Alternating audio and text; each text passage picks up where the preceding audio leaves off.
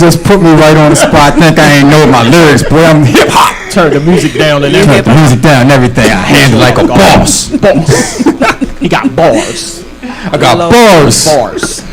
Let me hit one of my Kevin Hart's real quick. Never mind, I'll be laughing too hard. But that dude, when he do his chocolate drop. Have you ever heard Jay Farrow? You know the comedian Jay Farrow? Yeah. Sounds you just ever like heard him. him do Kevin Hart? Sounds just like him. Nah, I've heard him do Jay-Z. It's like if you close your eyes. For real? It sounds just like The snapping and all that. Come back. Yo, Jay Farrow is. He's got like everybody. Yeah, and it's a white comedian too. I can't think of his name, but it's a white comedian. He be on ESPN too. Yeah, exactly. Exactly. He's got what's they used to coach the Tampa Bay Buccaneers, and he's the football analyst on ESPN now with the blonde hair. I can't think of his name, but John Gruden. He's got John Gruden down to a T. He actually looks just like him, as a matter of fact. But anyway, we are back. We got short people representing tonight. All the short folks. Our first guest is an author. She's a wife. She's a mother. Shout out to her beautiful baby girl sitting over there. Anaya. She don't want to see us in the building. Right, eating that watermelon. Don't talk about my baby. Don't talk about my baby. You can't have her. Samantha Payne is in the building. Welcome to Baltimore Flava Radio. Thank you for having me. Absolutely.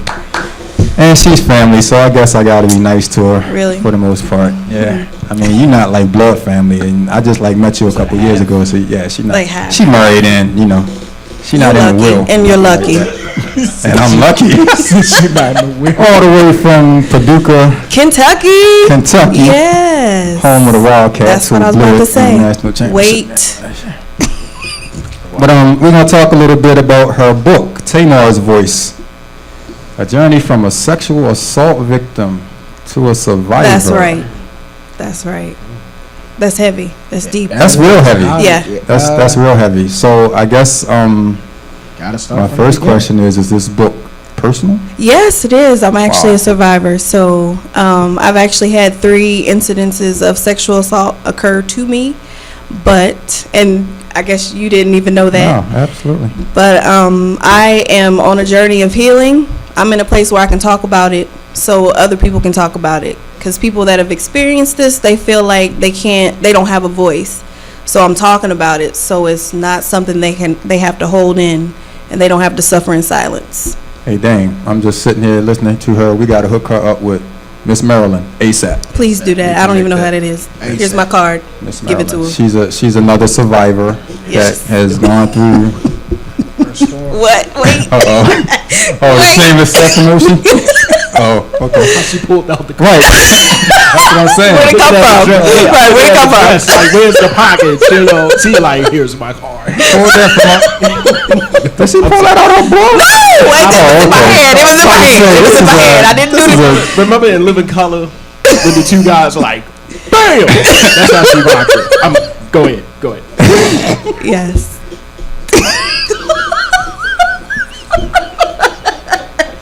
Bam! Here you go, my card. Beside the couch. It's a trash can. Beside the couch. Okay, so Y'all are great. all right, back to your story. I guess I mean the courage that it takes to share your story with the world. Do you want to? I'll ask you how far into the story you want to go. We can go as far as you want. Okay, well, nothing is off limits. It's fine. I don't like that expression. Wait a minute, not like that, cuz. No. There are some limits. There's a limit. Well, let me ask you. That's gonna be me. If y'all can see, this is why I like that we video this, because people can't see what goes on off the camera. Yeah. But first, before we even go too far back, just what was the point that you got to where you had the courage to say, I can move on? I would say it was just a year and a half ago. When did you write the book? Just from April to October. Okay. And it came out in June, so It'll be taking like 5 years to write one book. praise Okay. the Lord. It's all the Lord. So whenever I completely turned my life over to Christ, and then I use His strength to write the book. So I feel like this is my calling, so I'm walking in it. So that's. So was there just like a magic moment, like something that happened or something that just made you say, bam, it's over and I can share my story now? I would say whenever I felt that, I guess I was delivered from the pain that all of those incidents happened to me, then I felt like, okay, I can talk about it because now I know that I can grow from this. I know that I can speak out about it. So now it's time for other people to speak out about it. And a lot of people have. A lot of people are telling their loved ones. If people see my book and their loved one is reading it, they'll say, oh, whenever we were 10 and there might be 35 now, that happened to me, or Uncle so-and-so did this to me. And so a lot of people are on their road of healing because of this book. So, And that kind of goes into my next question. Were these experiences with people that you knew personally? Yes, it's people at work, it's people at church, it's even starting to be people that are strangers. They're just reaching out. No. I mean the with me? Yes. Oh, personally. It was the first time. It was actually my little boyfriend. I was actually a virgin at the time, and so he took advantage of me, and so he actually just reached out to me and apologized 20-something years later. He's already in jail. He told his mom to tell my stepmom that he's sorry for what he did to me. So my journey is still continuous because that was like, what? That was 20-something years ago. But is he in jail because of this? No, he's in jail for something else, for life. So I was about to say something, but speak, say it. You can say it. Rot. I wish we could make that camera zoom in. He said, "Come here." Wow. Okay. But I actually wrote him a letter a year ago after my journey of healing started, and I just told him, I don't know if you know, but whenever we were younger, you sexually assaulted me, and it really affected my life negatively, but I forgive you. And so I feel like that may have made him apologize to me. Or So you wrote the letter first. a year ago, Okay. and I'm just now getting the message literally 2 weeks ago. Still, rot. Pretty much. I still forgive you. And what about the other two?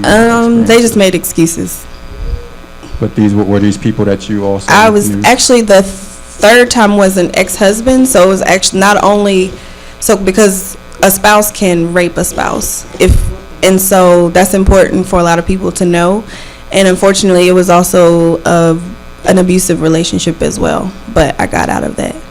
Y'all look like, oh gosh, can you stop talking? You don't have to be uncomfortable though. We can talk about it. Because I've had the opportunity to talk to another young lady with domestic violence. And she just wrote a book.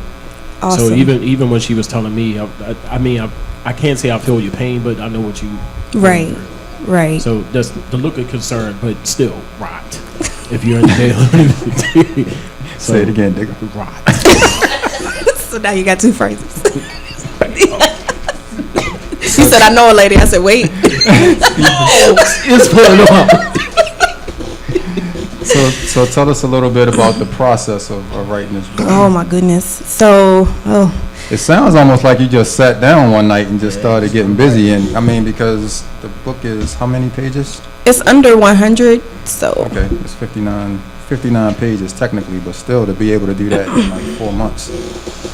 the process actually started whenever I was in California. There were some young ladies that had started a ministry, so it was encouraging me in my walk. So I had kind of just started writing some things around it, but then in April, that's whenever the 3 parts of the book actually came together. So it's the first part is it's not your fault. The second part is what happened to you doesn't define you, and the third part is you have to fight for your healing.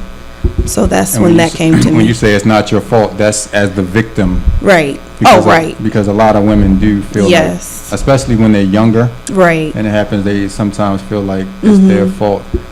Did you reach out to anybody, like friends, family? Friends. I talked about it with friends mainly, and that's how I knew that's how I know it's a problem, because a lot of, especially females, they'll say, "Oh, that happened to me," or I didn't know that my spouse could rape me, or my boyfriend, because there were times that I didn't want to or whatever. So even before the book, I was trying to educate people on this, because I'm actually a victim advocate at work. So I actually help a lot of victims with this whole topic. I'm actually also pursuing my master's in public health, and sexual assault is a public health issue. So I'm doing an internship now, and I just speak out about this subject. So That was actually my question in writing this book. Do you think that, it helped spread awareness to others who is either going through it or has gone through it? I feel that way, because I feel like I said before, a lot of people are suffering in silence. They feel like they can't talk about it. They're embarrassed about what happened to them, but even though it's not their fault, but it's called victim blaming. So they feel like, oh, I shouldn't have wore the dress, or oh, I shouldn't have been there, or oh, I shouldn't have went on a date with him. But it's not about what you did. It's about the offender. It's about the subject that attacked you, and it's all about power. And it's just about educating the people about what sexual assault is all about. It's not even about sex, really. So it's about someone just trying to use their power against someone else. Yes. So what would your message be to a young woman right now that could be listening, that may be going through something similar, maybe don't know how to reach out, or are just afraid to reach out? I would say what I always write in my book is always use your voice. So it's not that you have to do exactly what I'm doing, but if that means that you just reach out to a friend or reach out to a family member, or there are anonymous hotlines that you can call in order to start your road of healing. So I feel like that's what I would say, definitely. Right. And this is a very important question right here, and I'm dying to hear the answer to this. I'm We're going to nervous. break the monotony a little bit. I'm nervous. What in the world made you say yes to doing that? Where is Cece? What were you drinking at the time? And he asked, and you just said, yes. I can't.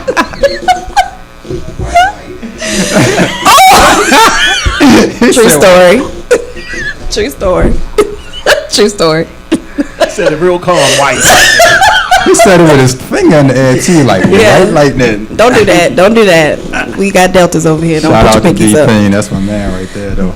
But I just wanna, is there gonna be like, what else is there besides the book? Because I mean, this is an opportunity now for you to just reach so many people, especially young people. What do you have planned other than the book? Well, actually, starting next Wednesday, I'll be starting the training to become a member of the Speakers Bureau for an organization called Hope Works. It's in Columbia, Maryland. And so I'm going to do that, and also apply for RAIN, which is the national program for sexual assault. And I've already done some speaking engagements, but I want to continue to do that, to talk about resiliency and just to get the word out there about sexual assault. So I want to speak about it and encourage others. That's the main thing. And maybe write a few more books. I was gonna say, and what would those be about? Would it be like an expansion on this, or you have some other topics in mind that you might wanna? It'll probably be an expansion of that. Tamar is actually a woman in the Bible, and so I'm thinking that the next woman that I'm gonna hit up is Rahab. So I'm gonna talk about her. Well, let everybody know how we can get the book, how we can get in contact with you. Bam! As she did with the card. She does look like ISIS right there. Wait. Tell the truth. It's Tamar. The book cover has It's Tamar on there. It's just Tamar. But so you can email me at tamarsvoice13@gmail.com. You can get the book on Amazon.com, and I also have a blog. I was just about to ask you about that. You saw it? Yeah, I saw it. Because I actually read. I like, Oh, okay. How much does the book? How much does the book cost? The book is only $10 in person, $12.99 on Amazon. And if you buy it from Baltimore Flava Radio, it's $20 because we got to get ours off. That's the top. right. That's Special fine. guest co-host fees. Okay. Yeah, they lying, but that's fine. Right. Come on, Dick. You're just wrong. And you're available on social media and everything as well. Also? Yes. So on Facebook.com, Tamar's Voice 13, Twitter at Tamar's Voice 13. Because 13 is 2 Samuel 13 is the story of Tamar in the Bible. A lot of people don't know her story because a lot of preachers don't preach about rape, but it happens in the Bible. So look it up. A lot of preachers rape. Okay. Wait a minute. A lot of Christians do that too. It's okay though. It's I okay. wasn't trying to step on any toes. I was just keeping it real. I told you were not trying to step on you. You definitely Stop doing toes and fingers. Usually if I say I didn't mean it, I meant it. Is that what you're trying to say? Yeah, kind of, sort of. I'm saying you said the word preachers. Yeah. That's all. Pastors, reverends. I didn't say all of them. I said a lot of them. Some of them. Okay. All right. Some of them. Yeah, I'll put it a like lot of that. them, Okay, a some lot, of them. That's a small percentage. Are you like you talking about like the Catholics? The margin is very long. I'm looking Like you at talking about like that. the fathers? The fathers. Don't Wait. they, what is it? Again, the name of the book is Tamar's Voice.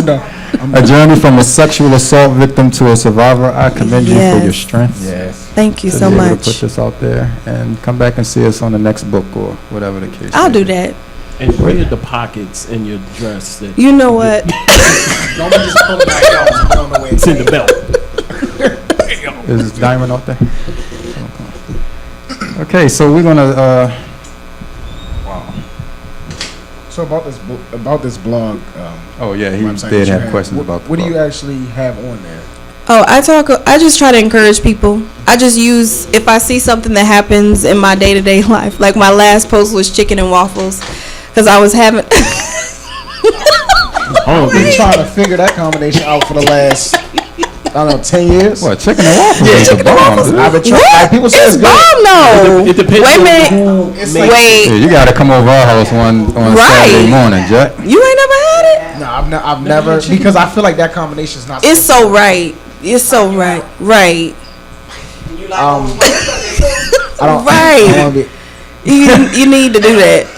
You need to do that. But anyway, what was the blog about? Wait, I'm sorry. I gotta come back. You talking about damn, food? you So, but the whole point of got that, turned in your black card like Digga did earlier today. just give it to him. Just give it to him. Never had chicken and waffles. I got the black card. Y'all stupid. But what was the blog? It was actually about miscommunication, but the title of it was chicken and waffles. I know. I was having a conversation with my friend, and I wanted to have chicken and waffles at my book signing, and she was like, "That's hood," and I was like, "No, it's not. Why you think that's hood?" So then it was just, she thought that I really wanted to have chicken and waffles, but I really didn't care what I had at the book signing.